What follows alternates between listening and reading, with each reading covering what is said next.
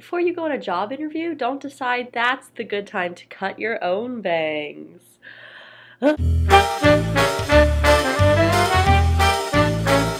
Meow, welcome to Cat Chat. I don't know why we all hate ourselves. I don't. It's so sad. It's keep having conversations with people who don't realize how epic they are.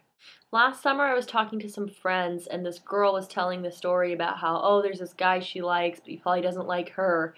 And then the guy in our friend group was like, why don't you think he likes you? And she was like, oh, well, you know, she started listing all her flaws. And he was like, don't count yourself out of the running. And I think about that so often. Why are we just like, oh, no, not me. No one's interested in me. No one would want to be my friend. No one would want to hire me. And right now I've been going to so many job interviews. And so I'm really experienced a lot of, you know, oh, no one wants to hire me. But I think everything, okay, I think with interview stuff, like, these things all work out for a reason. Like, if you go to a job interview and you don't get a call, maybe you're not supposed to work at that company because there's something better coming along for you. I sincerely believe that. But also, why not you? Why somebody else? I feel like everyone is like, oh, well, I'm awkward, and I, you know, like, who isn't? Who's like, oh yes, I was just born knowing the right things to say. I just wish all my friends could see themselves the way that I see them, because it would change their worlds. And I like myself a whole ton, you guys. I think I'm the niftiest. But even sometimes I just discount myself from things. It's so easy to put so much my identity into work and be like, oh, I'm just a waitress. I need to keep reminding myself, like, I'm doing what I have to do to pay rent, and I'm being responsible, and I afford this place, and I take care of my lizard. He lives here. You know, and it's like, I work hard. There's no shame in that. So I really took ownership of my life this afternoon, which is something I'm gonna make a whole nother video of, taking ownership of your life. Went to a different location close to my home because I work an hour away. Asked for a transfer.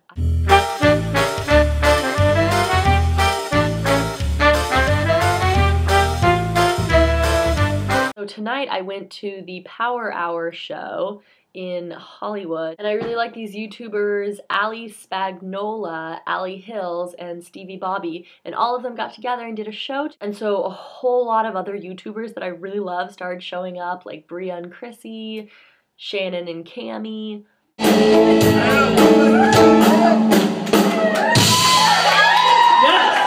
I wanted to say hello, but then I felt nervous, like, I don't want to be so like, hi, I watch your show, please be my friend. Especially like with YouTube, like I feel like I know them, but they don't know me at all, so then it's weird.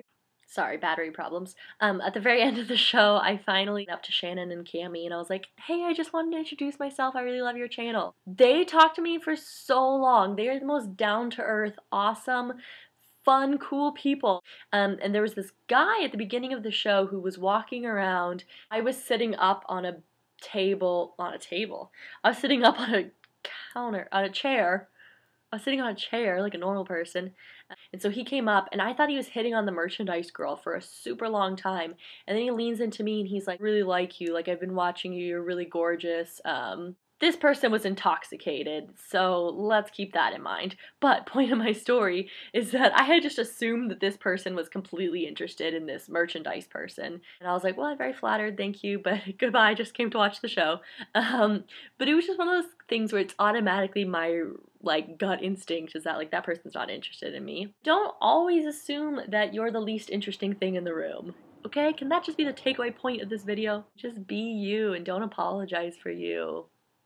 But in other news, I met Shannon and Cammie, and it was amazing, and I really appreciated how much time they spent talking to me, like sincerely asking me questions and listening to what I was saying. I just wish them all the best of luck in everything in life.